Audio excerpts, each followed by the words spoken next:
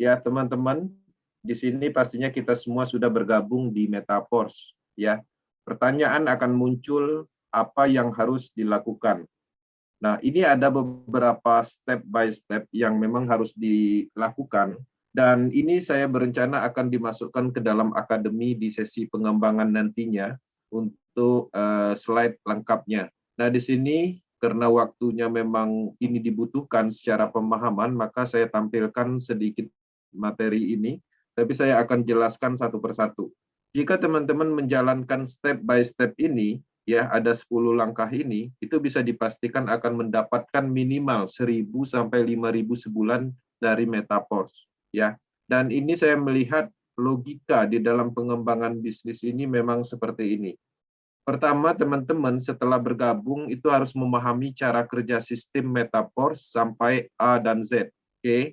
Nah, di dalam pengembangan bisnis ini kita tahu bahwa kita memasarkan matrik sistem. Artinya kita juga harus memaksimalkan pemahaman kita tentang cara kerja matrik sistem.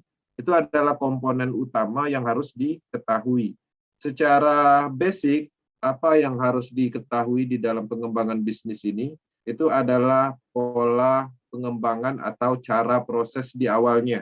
Jadi kita mengembangkan bisnis ini, kita mempromosikan bisnis ini, kita menyampaikan pembuktian testimoni bisnis ini. Memang terkadang testimoni atau edukasi yang kita sampaikan itu bukan dari kita sendiri, mungkin dari pendapatan orang lain, dan itu sah dilakukan karena sifatnya itu bukan untuk semacam kebanggaan dalam hal pamer, tapi itu adalah strategi di dalam pemasaran, yaitu promosi yang mana itu adalah pembuktian nyata yang harus kita ungkapkan di umum seperti itu. Nah, teman-teman, dalam pengembangan bisnis ini basicnya dulu yang harus dipahami. Salah satu contohnya itu apa yang harus dilakukan ketika ingin bergabung di Metaverse. Nah, dasar itu adalah basic. Artinya itu harus hafal di luar kepala. Salah satu contoh pertanyaan apa yang harus saya lakukan ketika ada mitra yang ingin bergabung di Metaverse. Pastinya pertama install Trust Wallet atau Token Pocket, Create Wallet, private key-nya disimpan, kemudian setelah jadi beli DAI Stablecoin, beli Matic, itu seharusnya semuanya hafal di luar kepala, ya. Nah, selain dari itu juga ketika kita hafal di dalam pengembangan secara pemikiran, artinya sudah kita pahami, artinya kita bisa menghafal itu semua, kita juga harus didukung dengan media tertulis, yang mana tujuannya adalah untuk disampaikan ketika ada yang ingin bergabung. Nah, selain media tertulis, ya urutan tertulis juga kita harus menyediakan cadangan, yang namanya cadangan ini itu berupa tutorial, mungkin berupa video, oke? Dan tidak menutup kemungkinan juga kita juga harus menyiapkan alat atau media cadangan berikutnya, yaitu berupa gambar. Nah, artinya di dalam pengembangan bisnis ini memang kita harus serius dalam hal pengembangannya. Apa yang kira-kira dibutuhkan itu harus disiapkan. Karena pada prinsipnya satu orang membutuhkan, kemudian ketika kita melakukan pengembangan itu akan dipakai selalunya, akan dipakai seterusnya seperti itu. Nah, kemudian yang kedua, di poin 2 ini yang banyak tidak dipahami. Ya, kita di Metaverse ini itu adalah bisnis pemasaran. Kita memasarkan suatu produk namanya Matrix System yang dikenal dengan level program. Setiap orang membeli level program itu kan mempunyai level kosong yang harus dipasarkan kembali. Nah, artinya teman-teman harus tahu tentang rencana pemasaran. Contoh rencana pemasaran itu seperti apa? Kita mempunyai peta pengembangan. Misalnya, saya akan melakukan promosi di Facebook sebanyak 3 kali sehari. Dan itu harus saya lakukan setiap hari secara komit dan konsisten. Itu adalah cara-cara rencana pemasaran. Jadi bukan rencana untuk closingkan orang, tapi pemasarannya dulu dimaksimalkan. Nah, kemudian saya juga harus mempostingkan ya bukti atau testimoni itu satu hari itu satu kali. Bisa testimoni dari saya sendiri atau testimoni dari pendapatan orang lain. Nah, itu dibuat secara tertulis dan itu dilakukan secara komit dan konsisten. Apakah itu berat? Itu nggak berat. Kita bisa mengerjakan dari manapun. Yang berat itu adalah memulainya. Ketika itu dijadikan kebiasaan, itu sangat ringan. Nah, ada banyak ya detailnya tentang rencana pemasaran, itu dari sisi promosi, dari sisi kampanye bisnis, seperti itu. Belum lagi kita menyiapkan alat-alatnya. Misalnya, kita harus menyiapkan draft untuk pertanyaan-pertanyaan yang paling sering muncul. Misalnya, orang bertanya tentang apa itu metaverse. Ketika orang bertanya apa itu metaverse, artinya kita minimal mengerti dan kita tahu posisi jawabannya di mana. Artinya kita mempunyai folder khusus yang mana kita tinggal cari sebentar, tinggal kita kirim.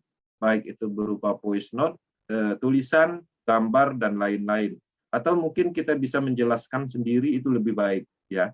Nah, jadi kita tahu apa yang harus kita lakukan dengan pemasaran itu sendiri. Nah, di sini di poin 1 dan poin 2 itu tidak ada kita berbicara tentang bagaimana cara merekrut, bagaimana cara menjual, ya. Artinya kita fokusnya ke pemasaran aja dulu. Bagaimana cara melakukan pemasaran. Nah, kemudian setelah tahu tentang rencana pemasaran, pastinya kita juga harus membuat saluran pemasaran sendiri. Nah, di dalam rencana pemasaran itu bisa kita melakukan di saluran orang lain, misalnya di Facebook, grup cryptocurrency, itu bisa kita melakukan rencana pemasaran, mempostingkan konsisten di grup itu satu kali sehari misalnya. Tapi di sisi lain ada poin ketiga, yang ketiga ini adalah hal yang penting, yaitu saluran pemasaran Anda sendiri. Jadi kalau kita ikut bisnis di Metaverse ini, kemudian kita harus menyiapkan sebuah basecamp online namanya, sejenis grup, misalnya WhatsApp, yang mana grup WhatsApp itu adalah grup individu kita, yang kontrol penuhnya ada di kita. Kenapa itu dibuat? Karena tujuannya itu adalah tempat kita melakukan pemasaran finalnya.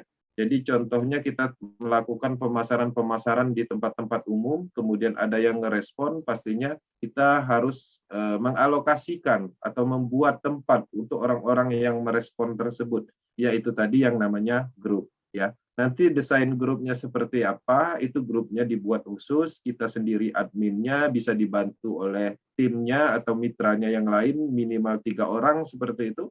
Nah, ketika kita mampu mengontrol sendiri grup itu, ada baiknya kita sendiri. Kenapa?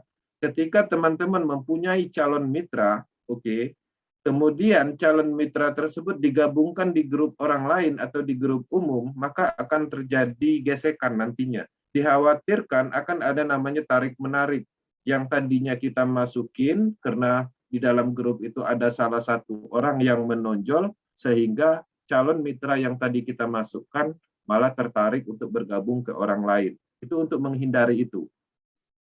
Nah, itu tujuannya. Ketika itu terus dijalankan, sering terjadi gesekan di dalam tim, akhirnya timnya malah jadi tidak kompak lagi, ya. Tapi sebenarnya final dari pemilihan itu sebenarnya ada di orang yang ingin bergabung.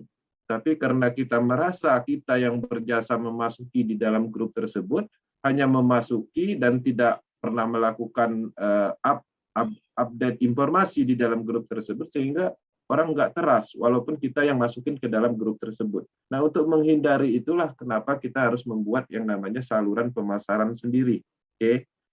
Pertanyaannya, materinya dari mana? Sedangkan saya aja nggak ngerti. Kita menyediakan grup umum, yang mana grup umum itu saya posting bukan untuk mempromosikan Metaverse ini untuk teman-teman semua yang bergabung di sini. Tapi tujuan saya mempostingkan sesuatu di dalam grup itu agar menjadi properti pemasaran teman-teman itu yang ada di dalam grup. Itu perlu diketahui. Jadi jangan salah persepsi, apa yang saya posting di dalam grup itu tujuannya untuk memotivasi teman-teman yang ada di grup. Tapi harapannya, apa yang saya sampaikan di dalam grup itu bisa dijadikan alat untuk mempromosikan kepada grupnya masing-masing, ke Facebook-nya masing-masing, seperti itu. Apa yang saya sampaikan berupa testimoni juga, itu bisa disampaikan ke tempat-tempat lain, sehingga memancing daya tarik orang bertanya tentang proyek ini. Oke. Nah, kemudian poin keempat itu merupakan salah satu percepatan ketika kita ingin mendapatkan percepatan dalam bisnis ini. Aktifkan minimal 5 sampai 7 level untuk percepatan, ya. Perlu digarisbawahi ini untuk percepatan dan ini bisa dimulai dengan level 1. Jadi teman-teman jangan berkecil hati, yang level 1 itu bisa memulai. Yang poin 4 ini hubungannya adalah ketika kita ingin mendapatkan percepatan. Kalau kita memulai level 1, kenapa tidak bisa mendapatkan percepatan? Artinya kita harus melewati level 1. Kita kembangkan, dapat bonus, mungkin beberapa persentase bonusnya untuk dinaikkan ke level 2. Ya, level 2, level 1 menghasilkan, naik lagi ke level 3. Level 1, 2, 3 menghasilkan, berhasil kita pasarkan produk level tersebut, kita naik ke level 4, dan seterusnya. Tapi ketika teman-teman memulai di level 5 atau level 7, artinya itu salah satu langkah percepatan, karena dari level 5 pastinya tinggal mudah naik ke level 6. Selain dari itu juga level 5 itu adalah syarat utama untuk mendapatkan produk berikutnya, yaitu berupa NFT. Membeli level besar, apakah di sini hanya mengandalkan limpahan? Bukan itu tujuannya. Kita membeli level besar, itu tujuannya dialihkan, yaitu tujuannya adalah untuk mendapatkan produk dari Metaverse Ecosystem, bukan untuk limpahan. Jadi teman-teman, kita harus merubah mindset-nya. Ya, ketika teman-teman membeli level yang lebih tinggi, apa yang didapat? Teman-teman pastinya akan mendapatkan SPC yang lebih banyak. Kemudian potensi NFT ke depannya. Distribusi Metaverse Coin utama akan diberikan kepada level-level yang lebih tinggi, pastinya lebih banyak. Banyak sekali produk-produk yang akan menguntungkan ke depannya. Bukan kita berbicara tentang limpahan lagi, tapi kita sudah mempunyai produk di sini. Selain limpahan itu sendiri adalah hadiah, kita sudah mempunyai produk nyata. Itu yang harus dipahami dan ditekankan atau dipahamkan dari awal. Ini bukan proses BUSD, yang mana proses BUSD itu produk utamanya adalah matrik. Pemasaran matrik itu sendiri, tapi di sini ada namanya produk nyatanya. Memang untuk saat ini belum menghasilkan uang, tapi ke depannya itulah sumber uang besarnya, bukan dari matriknya. Oke. Nah, kemudian poin 5, mulai update bisnis Anda dengan teman media sosial, misalnya teman sekolah, saudara, dan lain-lain. Jadi update dalam bahasa di sini kita memberitahu, menyampaikan informasi, ya, bukan mengajak. Misalnya kita mempunyai teman namanya si Budi, ya, kita panggil, Bud, ini ada bisnis bagus, ayo bergabung di sini. Bukan seperti itu, tapi kita bercerita tentang teknologinya, potensinya, testimoninya, pembuktiannya, sehingga orang melihat dengan sadar, ya, dengan penjelasan kita itu dia tertarik, seperti itu. Tujuannya itu. Jadi bukan kita mengajak, tapi kita menyampaikan informasi agar ini bisa menjadi manfaat. Tujuannya itu agar ini menjadi sebuah peluang untuk teman sekolah kita, untuk saudara kita, kemudian teman-teman Facebook kita, seperti itu. Kemudian poin ke-6, jangan memberi tautan dengan sangat cepat. Artinya link referral kita itu bukan untuk senjata utamanya, tapi poinnya adalah memberitahu mereka sebuah peluang penghasilan. Kemudian Anda dapat mengirim PDF berupa video atau pembuktian testimoni berupa screenshot, seperti itu. Nah, itu dulu yang didahulukan. Jadi poin-poin itu dulu yang didahulukan, bukan tautan referral. Tautan referral itu akan diberikan ketika orang membutuhkan. Oke, poin 7 masuknya, ya, masuk di poin 7. Jika orang akan tertarik, Anda dapat membagikan link referral jika belum tertarik bergabung di saluran pemasaran Anda.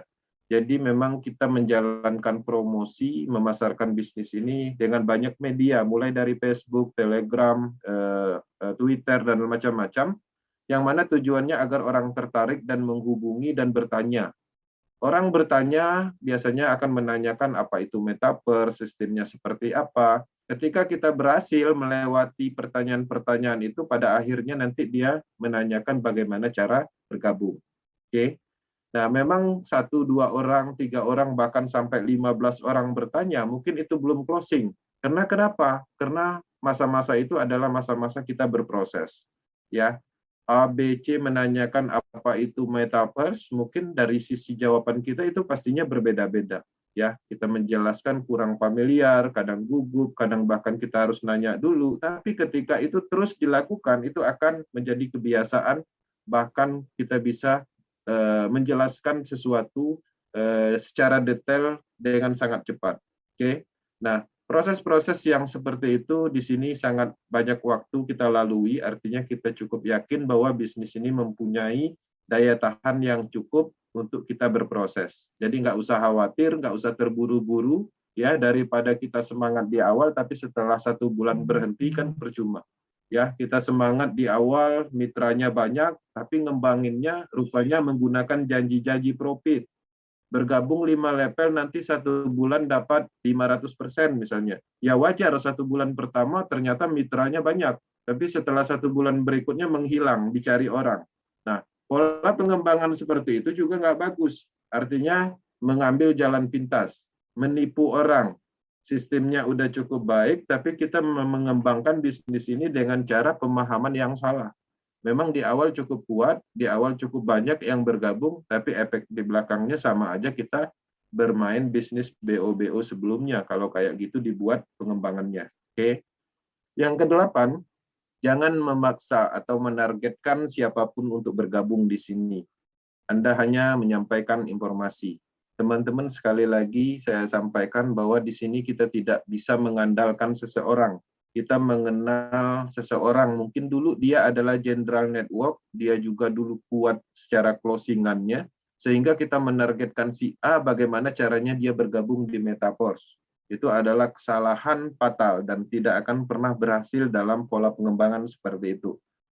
Saya kebetulan di dalam dunia seperti ini cukup lama, dari tahun 2011, ya, di zamannya pertama kali BO di Indonesia dimunculkan, ya, yaitu Speedland. Itulah BO pertama kali yang menggunakan ROI di Indonesia. Setelah itu baru bermunculan ROI yang lain. Nah, orang-orang yang kapasitas pengembangan seperti itu saya tahu, ya, yang kuat secara pengembangan bisnis-bisnis seperti itu saya paham, dan saya mempunyai kontaknya, bahkan saya sering berdiskusi, tapi saya tidak pernah menargetkan mereka untuk bergabung, ya, karena ini bukan bisnis yang dulu. Saya paham mereka sebagai pelaku bisnis binary system atau BO investasi, mereka memang mempunyai market, mereka memang jago dalam pengembangan itu, tapi belum tentu mereka mampu mengembangkan bisnis yang berteknologi seperti ini. Ya, dia mempunyai ribuan di dalam pengembangan bisnisnya, mitranya ribuan di dalam pengembangan bisnis sentralnya, tapi ketika menjalankan bisnis ini, create wallet aja nggak bisa. Dan pastinya dia sudah mempunyai ego, karena sebelumnya dia adalah founder suatu bisnis sebelumnya. Dan dia pastinya tidak akan pernah mau belajar sama teman-teman yang mempunyai kapasitas sebelumnya di bawah dia. Itu menurut versinya mereka. Karena mereka mempunyai ego, yang mana ego itu masih tersimpan, sehingga ternyata ego itu sebenarnya tidak bisa diimplementasikan di eranya saat ini. Dulu mungkin, ya, orang-orang mereka jago di dalam pengembangan bisnis, tapi ketika mereka tidak mau berbenah atau berubah, ya juga tidak ada apa-apanya di eranya saat ini. Karena sekarang kita memasuki era digital, ya, blockchain teknologi. Kalau dulu belum ada Zoom, belum ada WhatsApp, baru BlackBerry aja, wajar kita harus roadshow ke sana kemari. Kalau dulu belum ada Telegram, belum ada Facebook, wajar kita harus pergi ke sana kemari, keluar kota, seperti itu. Kalau sekarang, semuanya sudah mendukung untuk melakukan pengembangan bisnis nyata dengan dari kenyamanan rumah. Nah, tapi di sisi lain tetap offline tidak bisa dihindari. Kenapa? Karena di dalam pengembangan bisnis ini, orang-orang paling senang melihat hal-hal yang nyata. Ya, euforianya dapat. Euforianya dilihat, orang ngumpul-ngumpulnya seperti itu. Orang bercerita tentang bisnis sambil ngopinya, dipoto seperti itu. Itu adalah salah satu ciri khas, ya, atau kebiasaan orang menjalankan bisnis pemasaran. Nah, kebiasaan seperti ini itu ada di 3 negara yang paling umum, yaitu India, Afrika, dan Indonesia. Jadi sukanya ngumpul-ngumpul. Jadi kalau bisnis itu kalau nggak ngumpul-ngumpul bukan bisnis. Nah, tapi di beberapa negara maju seperti Eropa, daerah-daerah Amerika, mereka mengembangkan bisnis itu menggunakan saluran pemasaran, bukan metode offline, ya. saluran pemasaran di poin 3 ya artinya kita mempunyai grup khusus yang mana grup itu adalah tempat orang berkumpul menemui kita. Oke. Nah, kemudian lakukan pekerjaan itu setiap hari ya, promosi, edukasi, testimoni, motivasi itu dilakukan terus-menerus tanpa memikirkan hasil. Dalam arti tanpa memikirkan menargetkan sesuatu untuk mengclosingkan seseorang. Tugas kita hanya itu, mempromosi, edukasi, testimoni, motivasi. Ya, orang tertarik, orang akan datang menghubungi.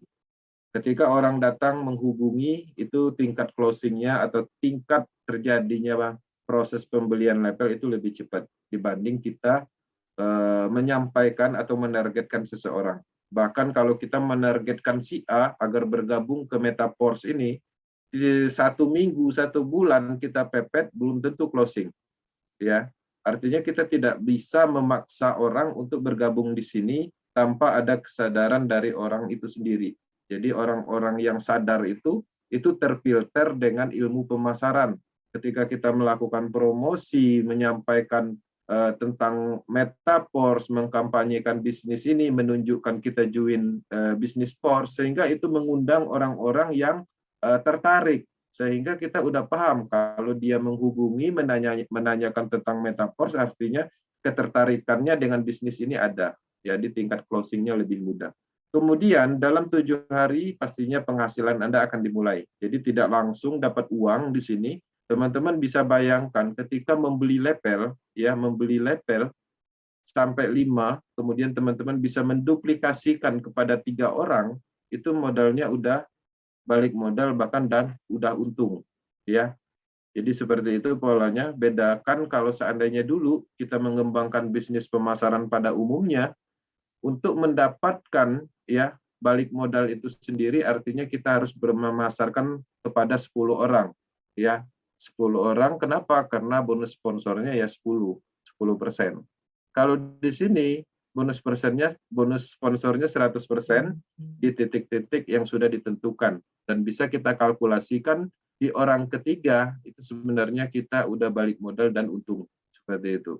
Nah, lakukan pekerjaan ini memang harus setiap hari, harapannya seperti itu karena saya melihat orang-orang yang melakukan ini secara komit dan konsisten itu ada hasilnya. Bahkan kalau kita berbicara tentang hasil gaji, ya kita bekerja di suatu tempat, ya gaji UMK itu lebih berat kerjanya dibandingkan mengerjakan bisnis ini hanya posting sana sini, menyampaikan informasi gajinya 20-40 juta sebulan. Seperti itu. Oke, teman-teman, ini adalah harapan kita untuk menciptakan sebuah peluang dengan harapan semuanya bisa sukses di sini dengan pengembangan bisnis yang berkelanjutan.